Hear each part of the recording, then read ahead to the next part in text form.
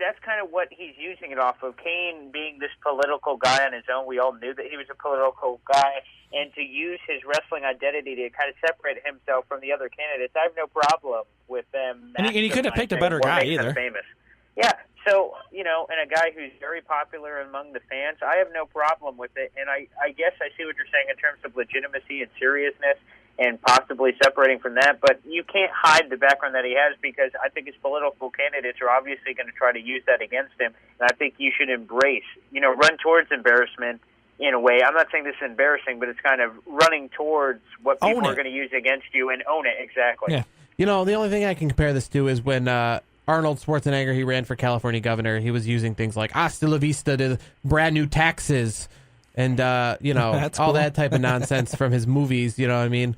So I think that's pretty similar. I did, though, feel that Kane did not want to be put in the same category as Donald Trump, Arnold Schwarzenegger, all these people. He wanted to be kind of in there on his own. So I feel that this is kind of negating what he was wanting to accomplish in the sense of legitimacy outside of wrestling. If he was The Rock or he was somebody who, or Triple H, who was using his wrestling persona, I feel, though, that what I've taken from Glenn Jacobs is that he didn't want to do that. That he wanted, that this was a very serious issue to him, that he didn't want to be Kane for mayor. Do you think he wanted to be Glenn Jacobs for mayor. Do you think he's doing it? I mean, maybe he knows, maybe his people know that his poll numbers, maybe this might get him over the top. I mean, that's the only thing I can think of, possibly.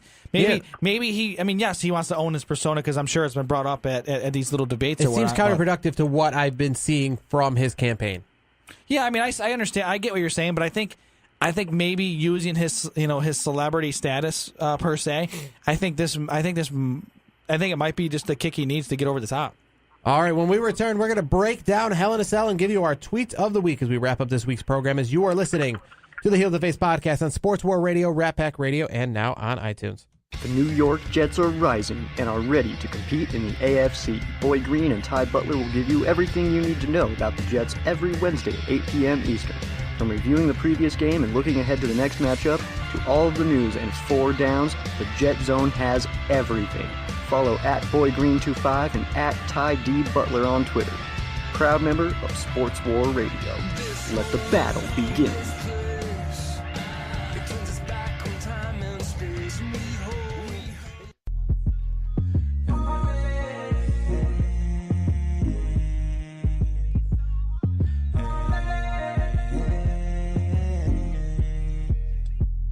This program is simulcast on WRPR Rat Pack Radio. Go to ratpacksports.com for more information.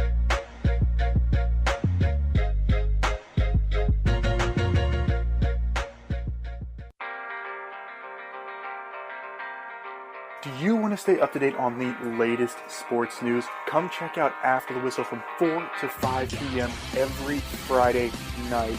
We talk about the NHL, we talk about the NFL, we talk about the MLB, you name it, we got it. Tune in on Sports War Radio.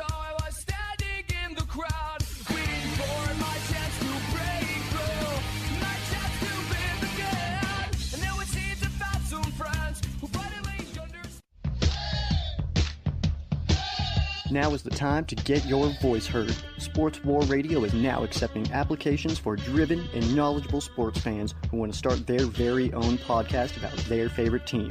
Sports War Radio has an international audience and is growing fast. Don't miss the chance to become the go-to news source for your favorite team.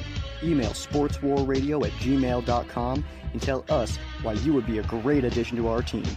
Sports War Radio. Let the battle begin. Now is the time to get your voice heard. Sports War Radio is now accepting applications for driven and knowledgeable sports fans who want to start their very own podcast about their favorite team. Sports War Radio has an international audience and is growing fast. Don't miss the chance to become the go-to news source for your favorite team. Email sportswarradio@gmail.com and tell us why you would be a great addition to our team. Sports War Radio. Let the battle begin. Let's get back to the action. This is the Heel to the Face podcast on Sports War Radio.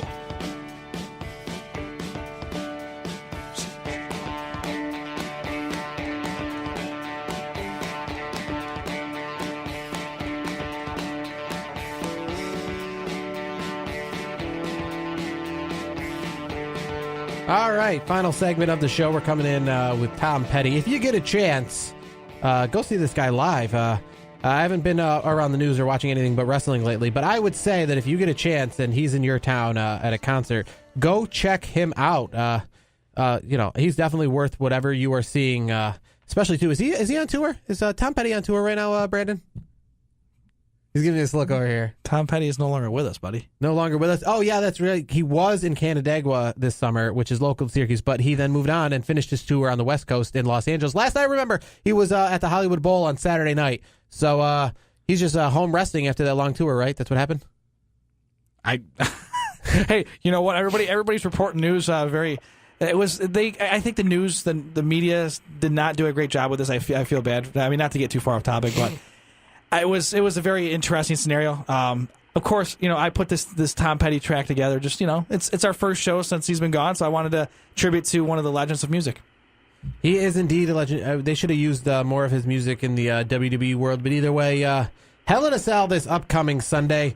There were some good songs. Our favorite song is always used for the End Is Near. They like to use that song for Hell in a Cell. Yeah. That seems to be like the official theme song. Was that that's the Doors, correct? That's Jim Morrison, the song they always use. Oh, man. Paul, I know you're a big classic rock fan. Yeah, I was going to say that. Oh, dude, why you got to throw that at me right now, man? But they've been using that for like Armageddon and Hell in a Cell since like 1998. But either way, Hell in a Cell.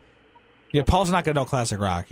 Paul's not paying attention. I love classic rock. What was the name of the song again? That song they used for Hell in a Cell, whenever they advertise Hell in a Cell or Armageddon, they've been doing it for like 10 years, where it's like, you came to me in a dream last night. The end is near. I don't know if that really paints a good picture. Sorry, Jarod.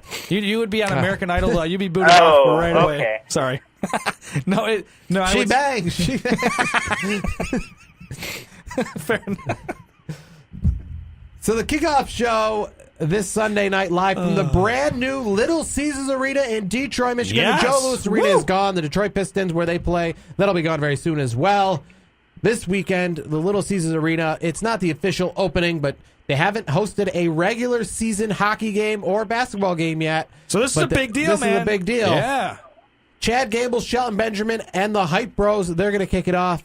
Who do you think's going to win this? I'm taking Chad Gable and Shelton Benjamin. I think they're going to win, but outside the match, I don't care. I'm just really interested in seeing them.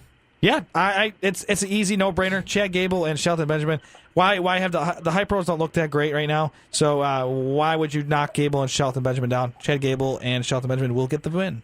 It's only the kickoff show, Paul. We don't need your opinion on this. So we're going to move on to the main show, Randy Orton versus Rusev. We'll get your opinion on this one, Paul. Who do you think's going to win? Randy Orton versus Rusev, and who do you care and why? Give me Rusev, because the same thing happened last time. Rusev got embarrassed, lost like in the first 20 seconds or something, and I was a little puzzled. So what are you going to do with Rusev? Are you going to have him lose again to Randy Orton? That doesn't make any sense unless you have Rusev win and start this new rivalry. I don't know where you go from here. Give me Rusev, and I really don't care. I just wish they would use Rusev more to his talent. I'll say they're not going to use him that well, and it's going to be Randy Orton with the victory. WWE is there's just some areas where they're just getting way too boring and predictable. Brandon, what do you think we're doing? Rusev. I mean, it's simply put, I think it's time for Rusev to start getting a little momentum. I would like to see Rusev, but I feel like they're going to give it to Randy Orton. I'm rooting for Rusev, though. It's like the brackets. You got the 1 seed advancing, but you're rooting for the 16 seed. Just see it happen. I got Randy Orton winning this, but I'll be rooting for Rusev. So as we move on, Dolph Ziggler, Bobby Roode. This is your time to shine, Brandon. Dolph Ziggler, Bobby Roode. Who you got? What are you excited to see here? Glorious. Oh, that's the winner right there, baby. Bobby Roode. No doubt about it. I don't think Ziggler wins this. What about you, Paul? It's just weird that Dolph Ziggler now is just bringing all these guys up with Shinsuke, with Bobby Roode. It's just weird. So, it's glorious, Paul. Come on, man. Yeah. I love the theme song. I can't get it out of my head every time I hear it. But what do you think Dolph Ziggler's going to come out dressed as this Sunday? Is he going to do CM Punk? Do I care? Well, no. That would be awesome. With the chance, I would love to see CM Punk somehow come back to the WWE, even though that's never going to happen. But I would love to see Dolph Ziggler dress come out up as CM Punk. Sure. Yeah, that'd be cool. This could be WWE. Now, as we go in the encyclopedia, remember when Kevin Nash and Scott Hall decided to leave WWE and Vince McMahon thought he was a smartass and he was like, well, we don't actually need those guys. I still own those characters. So we had fake Diesel and fake Scott Hall come out after Kevin Nash and Scott Hall went to WCW. That would be maybe, so awesome. He owns. Does he own essentially part of the CM Punk name? Does he have the right to use it in WWE? So rebrand Dolph Ziggler as CM Punk 2.0 and have him come out to CM Punk's music and be like, be like the Oklahoma City Thunder hanging the Seattle Sonics banners. They're like, yeah, those are my former championship. I'm a 5-time world champion. That type of thing. Kind of. Bringing in the history from somebody who wasn't his, he's taken over. It's like when a team moves. The Washington Nationals, they can say that they once beat, the New York Yankees in 1996 when they were known as the Montreal Expos. Well, Dolph Ziggler, as CM Punk 2.0, can say, remember when I dropped the pipe bomb? Yeah, I remember that. Either way, I think Bobby Roode's going to win this match. So we move it on to the Women's Championship. Natalya, the champion, taking on Charlotte Flair. Charlotte Flair won a fatal 4-way to become the number 1 contender. Charlotte Flair getting your championship back, or does the reign of Natalya continue? Somebody give me Natalya. I think we're going to see this Jinder Mahal nonsense where Natalya continues. Let me rephrase my entire way of phrasing this. I think Natalya deserves to be champion. Finally, she is champion, and I think it should last longer than a simple 1 or 2 shot title reign. So give me Natalya in terms of not only nostalgia, but also in terms of some wherewithal. I like what they're doing with Natalya. They're really hyping her up. They had her throw out the first pitch at a Boston Red Sox game the other day. They're starting to use her more outside of WWE. That's what championship, belts give you. So I'm saying they're going to keep going with Natalya. I say she'll still be champion after this Sunday. Brandon, what do you got? All right, so this is kind of a 2-part thing. So I think Natalya will win this match. But Carmella hasn't really been on TV much lately. I smell a cash-in coming in. I think Carmella's going to take the championship. That's true. Carmella was kind of on SmackDown on Tuesday night, but she really wasn't. I mean, she is what she is. For it's about time for her to cash in. In the current day WWE, she's been holding on to that Money in the Bank for what seems like an eternity in the way that they currently run things around here. So we move on to the Tag Team Championship. And they've been hyping up this match like huge. Like on Monday Night Raw, I feel like this is like the main event for WrestleMania, the way that they've been doing the promos for this match. The New Day are the tag team champions. They defend against the Usos one final time inside Hell in a Cell. Who are you taking? I'm going with the Usos, 100%. I think they're going to get their next title reign. I think the New Day goes down. What about you, Paul?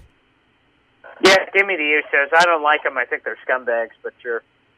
Now, well, great analyst. That was a good now, analysis. Before we get into the next match, and this is something I wanted to bring up for a few weeks now, I completely hate the fact that this pay-per-view is called Hell in a Cell because it is utterly confusing and just so hard to follow about which matches are actually inside Hell in a Cell.